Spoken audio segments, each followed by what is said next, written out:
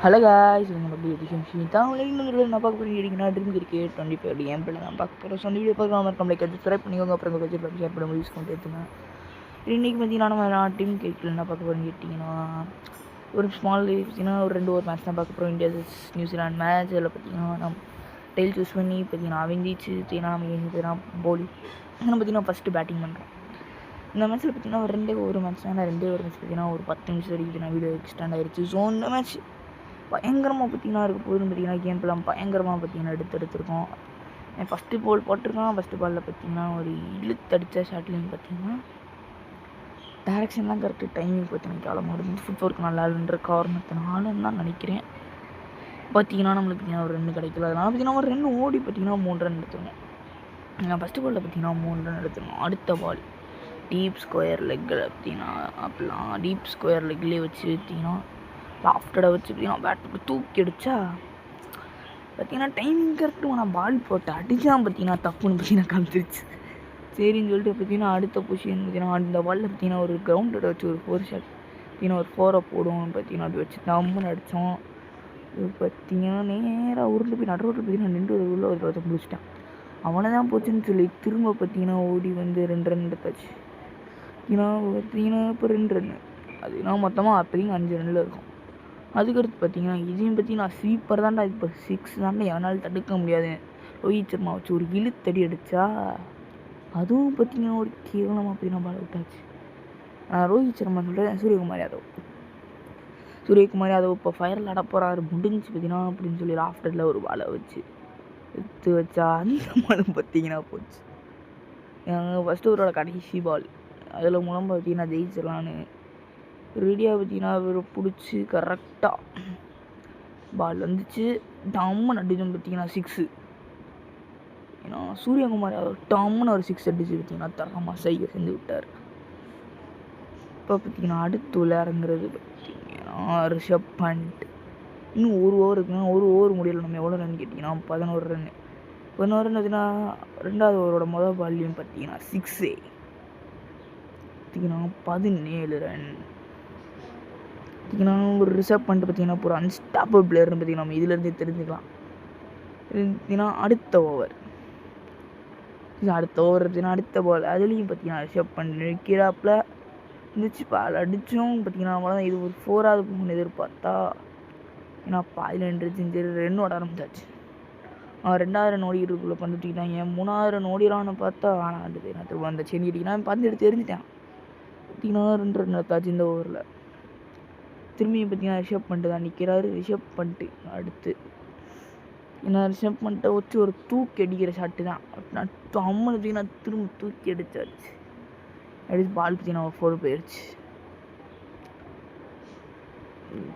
டமால் ஒரு அடி. இன்னும் 3 பார்த்தீங்கன்னா கடைசி 3 பால். இந்த 3 பால் பார்த்தீங்கன்னா இப்போதையோட ரன் பார்த்தீங்கன்னா அவ்வளோ போயிடும். இதுலேயும் பார்த்தீங்கன்னா பால் தூக்கி அடிச்சாச்சு. இதில் பார்த்தீங்கன்னா விக்கெட்டு தான் நடந்து நான் எதிர்பார்த்தேன். நான் விக்கெட் போல பார்த்தீங்கன்னா டக்கு டக்கு டக்கு டக்கு டக்கு டக்கு டக்கு டக்கு டக்கு டக்கு டக்கு டக்கு டக்குன்னு ஓட்டி எட்ஜில் வந்து பார்த்தீங்கன்னா ரன் அவுட் ஆயாச்சு. ரன் அவுட் ஆனது வேறு யாரும் இல்லை, நம்ம ரிஷப் பண்ணிட்டேங்கலாம்.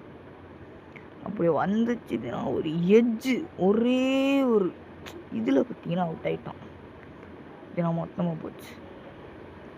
அதுக்கடுத்து பார்த்தீங்கன்னா உள்ளே இறங்கினது வேறு யாரும் இல்லை, அவன் தான் பிராய்லர் சரி விராட் கோலி. ஏன்னா விராட் கோலி அடிக்கிற பால் ஃபுல் அண்ட் 6 தான், எவனாலும் தடுக்க முடியாது. இழுத்தடித்தோம் மொதல் பால் 6. கடைசி 2 பாலுக்கு தான் பார்த்தீங்கன்னா விராட் கோலி உள்ளே வந்தார். 6 அடுத்து பார்த்தீங்கன்னா கடைசி பால் இதையும் பார்த்தீங்கன்னா 6 அடிச்சு மேட்சை முடிச்சு விட்றலான்னு பொறுமையாக காத்திருந்தார் பிராய்லர் கோலி. பால் இருந்துச்சு டம்முன்னு அடித்தார். பயங்கரமான ஒரு 6 அடித்தாச்சு. இதெல்லாம் பார்த்தீங்கன்னா செமையான 6 பார்த்தீங்கன்னா ஸ்கிப் பண்ணி கட்சி இல்லாமல் பார்க்க வெறுப்பாக இருக்கும். ஏன்னா அடுத்த இன்னிங்ஸ் வந்து பார்த்தீங்கன்னா நியூசிலாந்து பேட்டிங் பார்த்தீங்கன்னா பார்த்தீங்கன்னா 37 ரன்னு பார்த்தீங்கன்னா 12 பால் அடிக்காம பார்த்தீங்கன்னா காக்கர் தான் பார்த்தீங்கன்னா பாலர்ஸோட வேலை. ஸோ அதனால் பார்த்தீங்கன்னா யாக்கர் ஃபுல் ஃபீல்டில் வச்சு பார்த்தீங்கன்னா இப்போ ஆளை போட்டால் அதை இழுத்தடிச்சு போட்டேன். பார்த்தீங்கன்னா நேராக 4 போயிடுச்சு.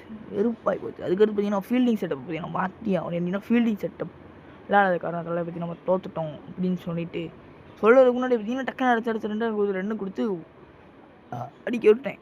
அடுத்த அந்த பாலில் என்னாச்சுன்னு கேட்டிங்கன்னா அவங்க 2 ஓட்டாங்க. ஆனால் 2 எடுக்க. ஆனால் அது நான் 4 போல. இங்கே 2 தான் ஒன்றாங்க. அதுக்குள்ளே பார்த்தீங்கன்னா நம்ம பால் எடுத்தாச்சு. அடுத்து பார்த்தீங்கன்னா அந்த ஃபீல்டிங் செட்டப் மாற்றான்னு இதே இருக்கட்டும்னு தோணுச்சு. அதுக்கு பார்த்தீங்கன்னா ஃபீல்டிங் செட்டப் அப்படியே விட்டு பார்த்தீங்கன்னா பால் எரிஞ்சாச்சு. அது பார்த்தீங்கன்னா நேராக விக்கெட் தட்டிடுச்சு. என்னடா ஃபீல்டிங் செட்டப் மாற்றிட்டு நேராக விக்கெட்டே பால் தட்டிடுச்சு. அவ்வளோதான். நம்ம மட்டும்தான் பார்த்தீங்கன்னா டைலாக் பேசிட்டு இருக்கும்போது அடுத்து வந்தவன் தான் எஃப் ஆலன். அவன் யாருன்னு உங்கள் எல்லாருக்கும் தெரியும். எனக்கு தெரியாது. பார்த்தீங்கன்னா அவனே பார்த்தீங்கன்னா அப்படி அடிக்க விட்டான். அவன் நேராக பார்த்தீங்கன்னா பால் கிரவுண்டில் அடிச்சுட்டு 4 போகணும்னு நினச்சா பால் பார்த்தீங்கன்னா நடு ரோட்டில் நின்றுச்சு. வேவன் அந்த பாலை தூக்கி எரிஞ்சு வேவனா அது பிடிப்பானான்னு பார்த்தா பிடிச்சாங்க. ஆனால் அவன் 2 ரன் ஏற்கனவே எடுத்துட்டாங்க. ஆனால் இப்போதைக்கு பார்த்தீங்கன்னா 8 பால்லேருந்து 29 ரன்னை காப்பாற்றான். அப்போ என் 29 ரன் 8 பாலில் அடி பார்த்துக்கணும். ஏன்னா திரும்ப பார்த்தீங்கன்னா பாலை பந்தாள பார்த்தீங்கன்னா தரையில் உருட்டி விட்டானுங்க. உருட்டிட்ட போது இந்த தடவை பார்த்தீங்கன்னா 4 போல அவங்கள ஏமாத்திருச்சு. அதுக்கடுத்து பார்த்தீங்கன்னா அந்த பந்து திரும்ப அவங்க மூஞ்சிக்கு நேரம் தூக்கி எரிஞ்சாச்சு.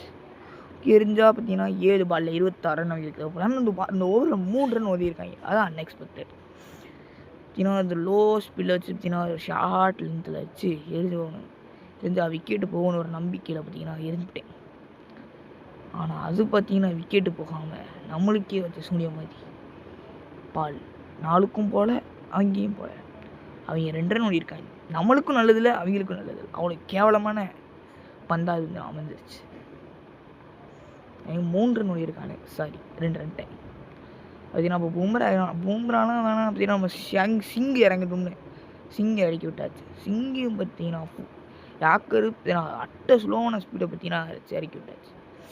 பார்த்தீங்கன்னா அது போட்டால் பார்த்தீங்கன்னா நேராக ஆகுது. சிங்கை நம்பி பாலை கொடுத்ததுக்கு நம்மளை சோழியவே முடிச்சு விட்டாப்புல. சரி நான் திரும்ப ஃபுல் ஸ்பீடை வச்சு ஒரு யாக்கர் போடுவோம், வைடு போகாதுன்னு கிடையாது. ஒரு எரி அவர் தூக்கி அடித்தார். ஆனால் நம்ம ஃபீல்டிங் செட்டப் தரமாக இருந்தனால பந்து விக்கெட்டு முடிச்சு விட்டாச்சு. நான் 2 விக்கெட் எடுத்துட்டானுங்க. இப்போ வர்றது பார்த்தீங்கன்னா சாட்னர். நம்ம பார்த்தீங்கன்னா உண்மையான ஓடியிலே நம்மளை மிரட்டை விட்டு பிளேயர். அவர் அந்த தடவை திருப்பி வரும் பார்த்தீங்கன்னா அதே பார்த்தீங்கன்னா அடித்தோம். பார்த்தீங்கன்னா ஃபஸ்ட்டு பால் தலைமை விக்கெட் அவுட் ஆகிட்டு போயிட்டான். அவ்வளோதான்.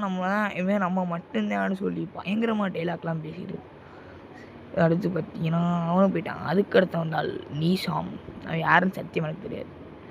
பார்த்தீங்கன்னா இந்த பார்த்தீங்கன்னா 4 பால் 22 ரன் காப்பாற்று ஈஸி தான். அவனுக்கு 6 அடித்தா மட்டும் அந்த மேட்ச் பார்த்தீங்கன்னா முடிக்க முடியும். ஆனால் அந்த பால் அட்டை ஸ்லோ உருட்டி வேகமாக ஓடி வந்தால் முடியாமல் கேவலமாக தோற்றணும்.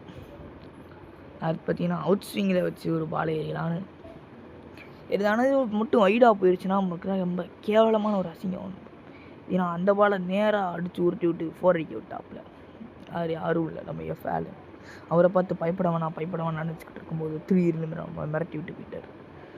அதுக்கடுத்து பார்த்தீங்கன்னா இனிமேல் நீ பாலை தூக்கி மட்டும் அடிச்சு பாடுறா, ஃபீல்டிங் செட்டப்பில் உங்களால் தூக்கவே முடியாதுன்னு சொல்லி பயங்கர டைலாக் பேசி பாலை போட்டதும் பார்த்தீங்கன்னா ஆனால் என் 4 அடிச்சு விட்டேன், உருட்டி விட்டேன். நீ தூக்கி அடிச்சா நான் பிடிப்பேன், நான் உருட்டி விட்டேன் என்ன பண்ணுவேன்னு சொல்லி உருட்டி விட்டு நம்மளை ஏமாற்றிட்டார்.